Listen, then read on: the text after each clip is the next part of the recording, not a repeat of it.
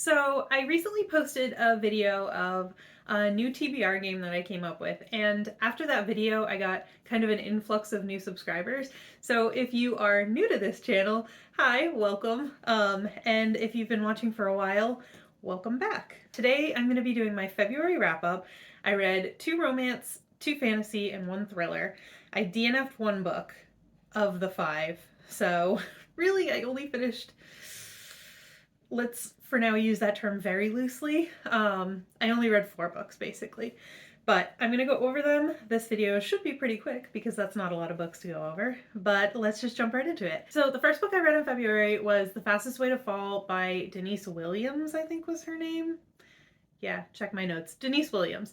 I didn't actually write down in my notes what I gave this book for a star rating because I am clearly unprepared for life just in general. In this book, you're following Britta, who is our main character. She works as, she's not a journalist, but she's trying to get a journalist position. She works at this like online magazine. Is it an online magazine? I think it's an online magazine.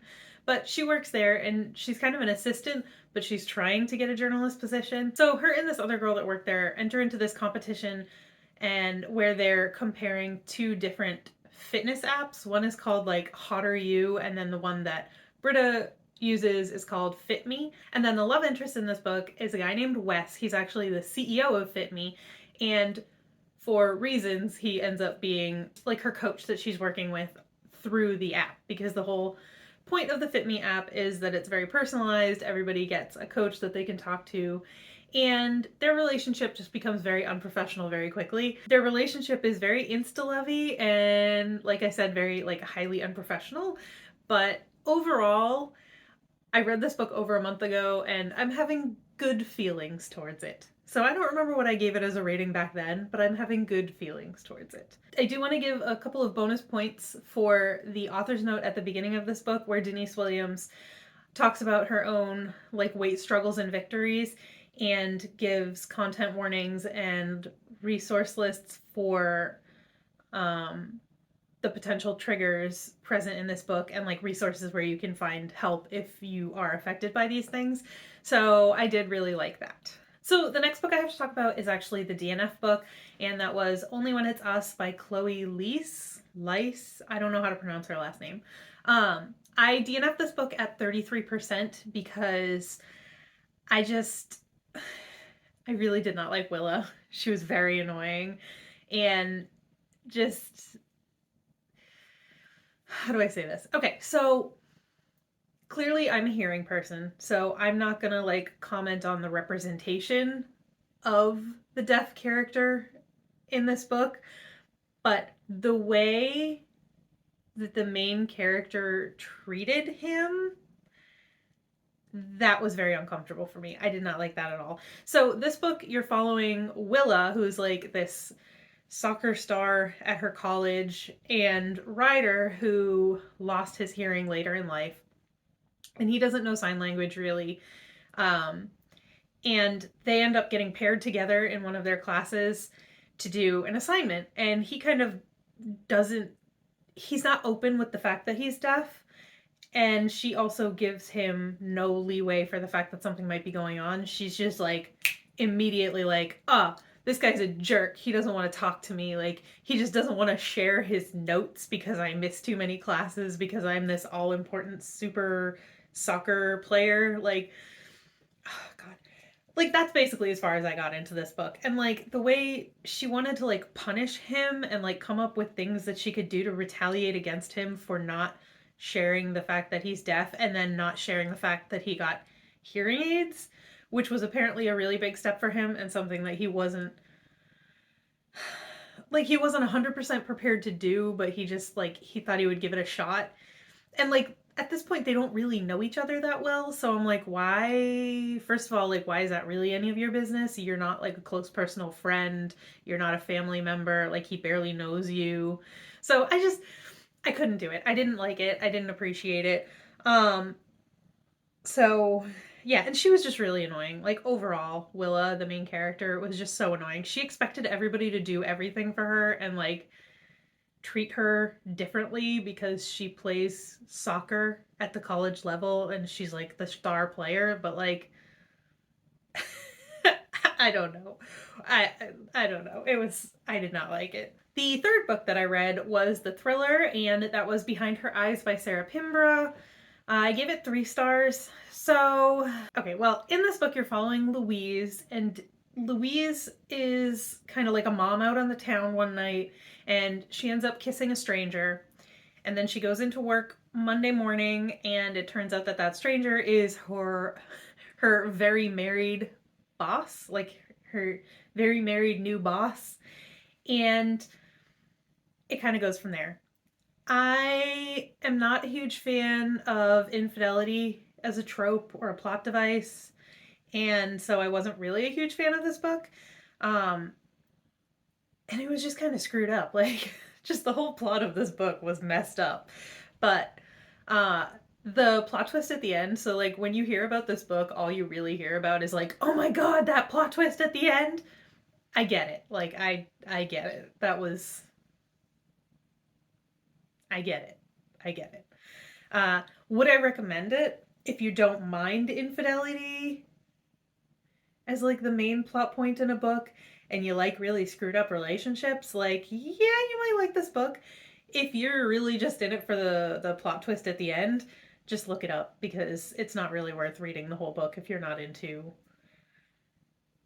cheating books, I guess. I don't like I don't know how much I want to say because I don't want to give anything away for anyone that hasn't read it, but I guess that's it. Okay, and then on to the fantasy reads for the month. The first one that I read was Legends and Lattes by Travis Baldree. This book I gave 4.5 stars. This is such a fun book. It's very cozy. It's very like slice of life. You're following this orc just opening a coffee shop, like starting a business. The things that you have to do to, prepare to open a business. What happens when you do open a business? Like how you get customers. Like it sounds kind of boring, honestly, but it was so cute and it was so comforting. And like I just wanted to drink coffee the whole time I was reading it. I really enjoyed this. There was like just enough action or like tension to keep it interesting. And overall, high fantasy, low stakes. It was a good time. I definitely recommend this if you're looking for something that's just like a hug in a book, is basically what this was for me. I really liked it.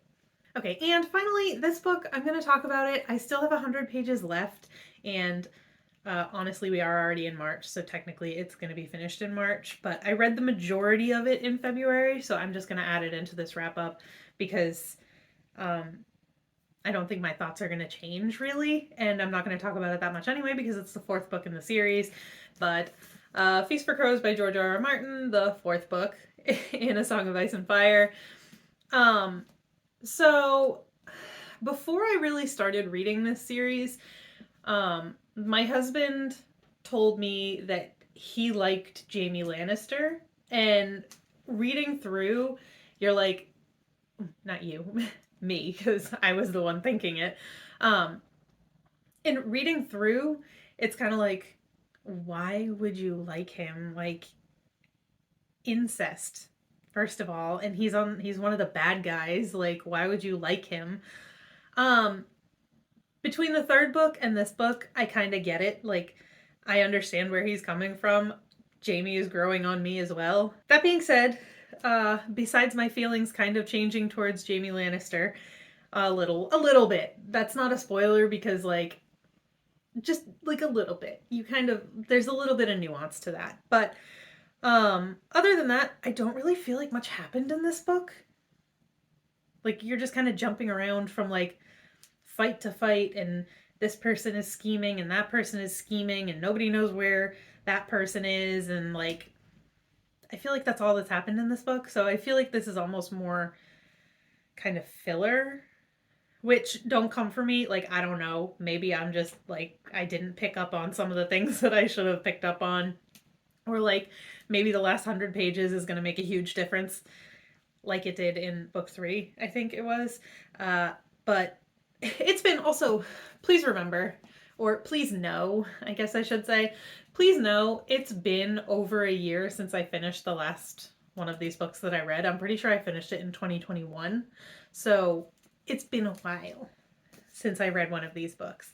And maybe I'm just kind of like out of the headspace of this world.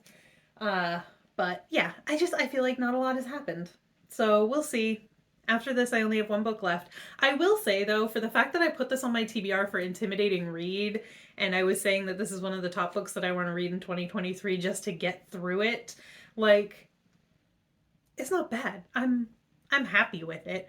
Like, it's not going to be a 5-star book or anything, but like, I'm enjoying my time with it.